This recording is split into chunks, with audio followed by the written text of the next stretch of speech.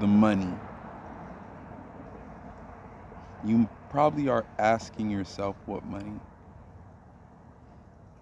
Well, you're probably asking me in your mind to yourself, what money is he talking about?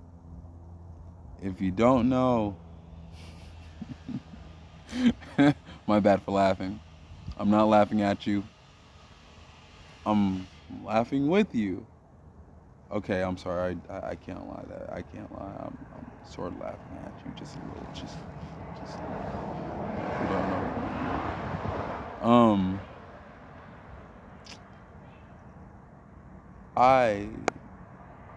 I'm not gonna go over like everything about it, but there's some inheritance, trust fund, some settlement checks, so on and just like, oh yeah, royalties to the Megan's Law Act. I'm supposed to get paid every time that's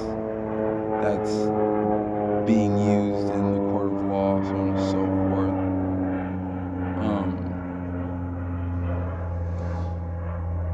Along with a couple other acts that, like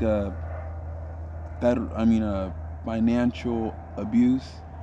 You know, I'm the one who came up with financial abuse when I first wrote it in Santa Rita.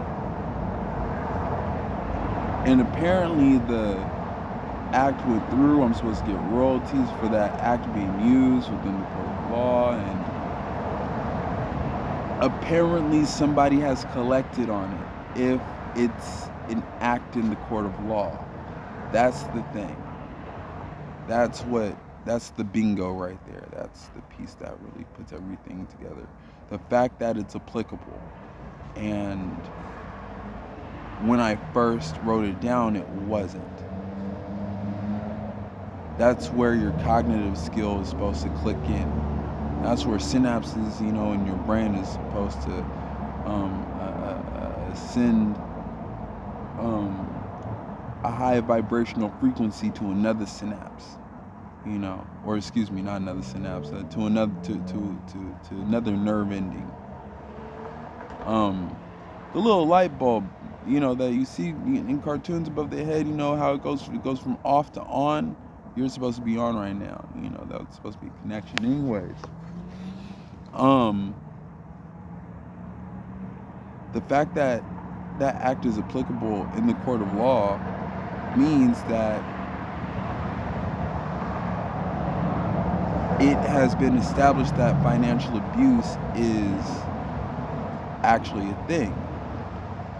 Now, in order for that to happen, somebody had to have collected on the money of that act being established the first time within the court of law. That part. Which means someone in the court of law is pretending to be me. Now, this is consistent, and I knew about this, and I'll even prove to you that I knew about this. I tried to warn them that I knew and told them to cut it out with the carbon copies, the frauds, the posers, the Xerox ass niggas. Bunch of shifty motherfuckers. And I did practically everything to warn them, tell them to cut it out, to the point where I ended up covering my ass so good to whatever that they did within my name as me or my number, anything of mine, they would stick out like a sore fucking thumb. And I purposely made it that way. I gave them, I kind of gave the situation, not them, I gave the situation no choice but for them to tell on themselves if they didn't stop, because my opposition is faceless, you know. But then again, nor do I care about what my opposition looks like, who they are. Don't give a fuck. Wanna know why? All that money's reimbursable. They don't have to catch nobody to reimburse me. They don't have to catch a goddamn thing. They ain't gotta go catch a dog. They ain't gotta catch a cat. They ain't gotta go catch a person. Shit, they ain't even gotta catch a cold. They ain't gotta catch nobody just to reimburse me.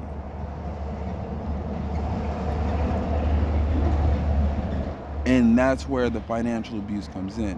What financial abuse is basically the more money, the longer you don't give somebody their money, the more money you're gonna owe them. That's basically the gist of financial abuse.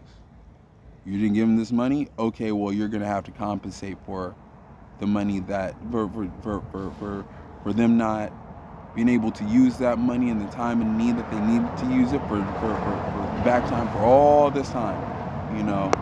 So that's the good part. But the consistency with the frauds though, that